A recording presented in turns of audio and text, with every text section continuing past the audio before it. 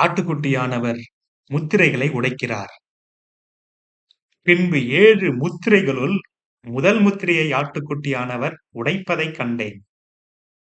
அப்போது 4 உயிருள்ள ஜீவன்களுள் ஒன்று இடிபோன்று குரலில் பேசத் தொடங்குவதைக் கண்டேன். வா என்று சொன்னது அக்குரல்.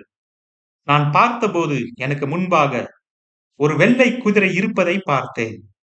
அக்குதிரையில் சவாரி செய்தவன் ஒரு வில்லை பிடித்திருந்தான். அவனுக்கு ஒரு கிரீடம் கொடுக்கப்பட்டது. அவன் பகைவர்களை வீழ்த்துவதற்காக சென்றான். வெல்வதற்காகவே புறப்பட்டு போனான். ஆட்டுக்குட்டியானவர் 2வது முத்திரையை உடைத்தார். அப்போது 2வது உயிருள்ள ஜீவன் வா என்று சொல்வதை கேட்டேன். பிறகு இன்னொரு குதிரை வெளிவந்தது. அது தீ போன்று சிவப்பு வண்ணம் கொண்டது. அதன் மேல் இருந்தவனுக்கு உலகத்தில் உள்ள சமாதானத்தை எடுத்துவிடவும் பூமியில் உள்ள மக்கள் ஒருவரை ஒருவர் கொல்வதற்குமான அதிகாரமும் கொடுக்கப்பட்டது. அத்துடன் அவனுக்கு ஒரு பெரிய வாளும் தரப்பட்டது. ஆட்டுக்குட்டியானவர் 3வது முத்திரையை உடைத்தார். அப்போது 3வது உயிருள்ள ஜீவன் வா என்று என்னிடம் கூறியதை கேட்டேன். நான் பார்த்தபோது ஒரு கருப்பு குதிரை வெளியே வந்தது. அதன் மேல் இருந்தவன் தராசு ஒன்றை கையில் வைத்திருந்தான். அப்பொழுது ஒரு வகை சப்தத்தை கேட்டேன். அச்சத்தம் 4 ஜீவனுள்ள உயிர்களின் மத்தியிலிருந்தே வந்தது. ஒரு நாள் கூலியாக ஒரு படி கோதுமை, ஒரு நாள் கூலியாக 3 படி வார்கோதுமை, எண்ணெயும் திராட்சை ரசத்தையும் வீணாக்காதே என்று கூறிற்று. ஆட்டுக்குட்டியானவர் 4ஆம் முத்திரையை உடைத்தார். அப்போது 4ஆம் உயிருள்ள ஜீவன் வா என்று அழைத்தது. நான் பார்த்தபோது மங்கிய நிறமுள்ள ஒரு குதிரை வந்தது. இக்குதிரையை ஒட்டி வந்தவனுக்கு மரணம் என்று பெயர். மேலும் அவனுக்கு பின்னால் பாதாளம் நெருக்கமாய் வந்து கொண்டிருந்தது. உலகில் உள்ள 1/4 பங்கு மக்களின் மேல் அவனுக்கு அதிகாரம் கொடுக்கப்பட்டது.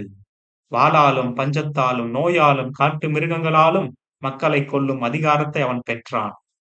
ஆட்டுக்குட்டியானவர் 5வது முத்திரையையும் உடைத்தார். அப்போது பலிபீடத்தின் கீழே தம் விசுவாசத்திற்காகவும் சாட்சி சொன்னதற்காகவும் கொல்லப்பட்டவர்களின் ஆன்மாக்களை நான் பார்த்தேன்.